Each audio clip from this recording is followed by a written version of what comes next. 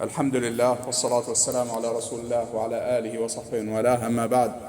Honorable Sheikh, Dr. Abu Abdullah, Abdurrahman Al-Omaisan, may Allah preserve him and protect him and reward him for us. He حفظه Allah started by mentioning that here is the month, this month of Ramadan. The numbers and the number of days of it is going down and are passing quickly, and so it is upon us to increase in our worship, to increase in our righteous good deeds. Allah subhanahu wa ta'ala said in the Quran what means the month of Ramadan, in which the Quran was sent down. It is a guidance for mankind, and signs and verses of guidance and criteria. When we recite the Quran, when we read the Quran and recite the Quran, our goal should not be to look at the end of the chapter, the end of the surah that we are reciting, and rather it should be the ayah that we are reciting, to ponder upon it and understand it and implement it and act upon it. Al-Hasan al-Basri rahimahullah, he said that no one sits with the Quran except that he finishes his sitting and he gets up either with increase or decrease of his iman. How does one's iman decrease upon reciting the Quran? It is if he does not act upon it, if he does not ponder and act upon it, and rather ignores the commands and the prohibitions and what is in the Quran. And likewise, Maymun al-Nahran rahimahullah, he said that how many people, they recite the Quran and they curse themselves. He was asked, how is that so? He said, they recite the statement of Allah subhanahu wa ta'ala that means, indeed the curse of Allah is upon the wrongdoers and the oppressors, and they are wrongdoers and oppressors. And so when one recites the Quran, he should ponder upon it and understand it and act upon it.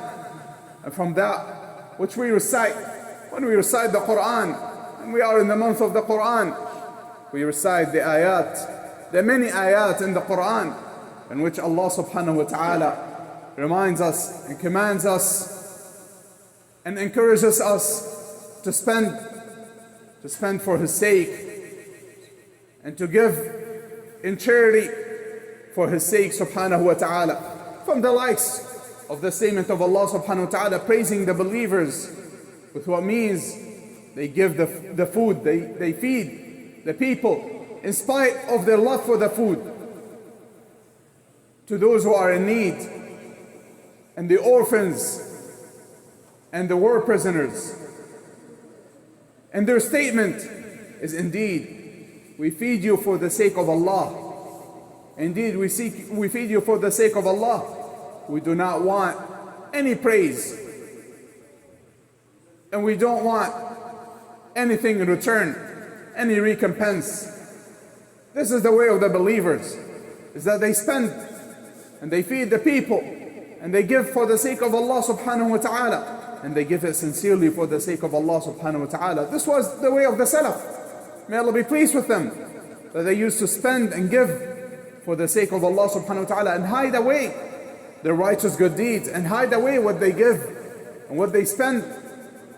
As Umar radiallahu anhu, he noticed a man going to the house of an old woman and giving her food. So he wanted to find out who the man is, and he had his face covered. So he followed him, and eventually he came to find out that it was Abu Bakr radiallahu anhu. May Allah be pleased with all of them. This was the way of the Salaf. They hide away the righteous good deeds. When they give it in secret, as Allah subhanahu wa ta'ala praised the believers for that. And so there's no doubt that the giving for the sake of Allah subhanahu wa ta'ala and spending for the sake of Allah subhanahu wa ta'ala has great virtues. And Allah subhanahu wa ta'ala gives to those who give, and Allah subhanahu wa ta'ala increases them in goodness. Allah subhanahu wa ta'ala, as came in the hadith, He takes care of one charity and one sadaqah like one takes care of a young horse. There's no doubt that a young horse requires a lot of care. It requires a lot of care until it grows. And then on the Day of Judgment, one sees his sadaqah, which was small. He sees it to be mountains on the Day of Judgment. Likewise, the Messenger sallallahu alaihi wasallam, he mentioned that a person would be under the shade, under the shadow of his sadaqah on the Day of Judgment. The sadaqat, they increase one's wealth. And especially so the obligatory sadaqah, the zakah, it increases one's wealth and it purifies one's wealth. And this is the reason it is called zakah, because it increases and purifies. As Allah subhanahu wa ta'ala said in the meaning of the ayah, take from their wealth sadaqat, referring to the zakah, by which you purify them and you increase them, and make supplication on their behalf, for indeed your supplication on their behalf is comfort for them. And so there's no doubt that the zakah, the obligatory zakah, is something that is pleasing to Allah subhanahu wa ta'ala. It is mentioned in the Quran in many places along with the salah. Indeed, as Allah subhanahu wa ta'ala said in the meaning of the ayah, indeed they were not commanded except to worship Allah with sincerity in the religion, and to establish the prayer and to give the zakah. And this is the correct religion. The zakah is mentioned along with the salah in many places in the Quran. For this reason, Abu Bakr radiallahu anhu, Abu Bakr, he fought those who rejected and refused to give the zakah, just like those who would not pray. May Allah be pleased with them. May Allah be pleased with him. And along with him, the companions, may Allah be pleased with all of them, they fought along with him against those who refused to give the zakah. For they mentioned that they do not distinguish between those, or they do not differ. Those who reject to give the salah, those who reject the salah and those who reject the zakah, there's no difference between them. And so the zakah, without a doubt, is something that is pleasing to Allah subhanahu wa ta'ala. And one must give it in the form for the money. One must give it in the form of money, of currency.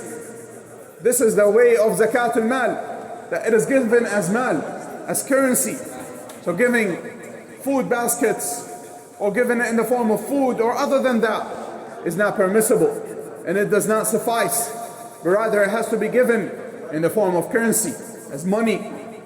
And it is a small amount, but Allah subhanahu wa ta'ala increases it.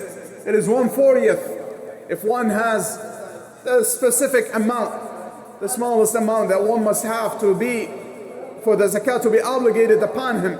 He gives 1/40 of it when a year passes and he has that amount.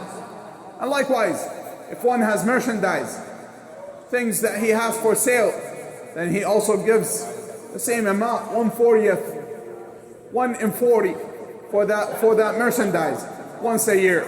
And so Allah subhanahu wa ta'ala obligated the zakah upon us, and He obligated it upon us in the form of money, and we should give it in the form of money. And we should know that it only increases one. It only increases the person who gives it in purity and increases him. And one should look for those who are in need and give them money. There is no doubt that one who searches and looks will find people, especially from his relatives, because the relatives have the most right, from the relatives who he is not obligated to spend upon. So his relatives whom he is not obligated to spend upon, he will find, one who looks will find from them those who are in need, such as uncles and cousins and their likes. Allah subhanahu wa ta'ala praise those who give and those who feed. And Allah subhanahu wa ta'ala specifically mentioned in the meaning of the ayah an orphan who is a relative. So Allah subhanahu wa ta'ala mentioned the relative specifically, because giving the relative from one's zakah and from one's sadaqat is both. It is a form of sadaqah, and it is connecting with one's kins and relatives. Allah subhanahu wa ta'ala obligated the zakah, zakatul mal, the zakah of wealth, in the form of wealth and currency. And Allah subhanahu wa ta'ala obligated the zakah, sadaqatul fitr, the zakah of fitr, in the form of food. As the Messenger sallallahu alaihi wasallam mentioned, that it is tu'ma, it is a food, it is a form of feeding those who are in need. A purification and a purification for one who is fasting. So it should be given to those who are in need in the form of food. And it should be given on the day of Eid or a day or two before. And if one does not find one who is in need, then one is allowed to send the money to someone else to buy the food and give it to those who are in need.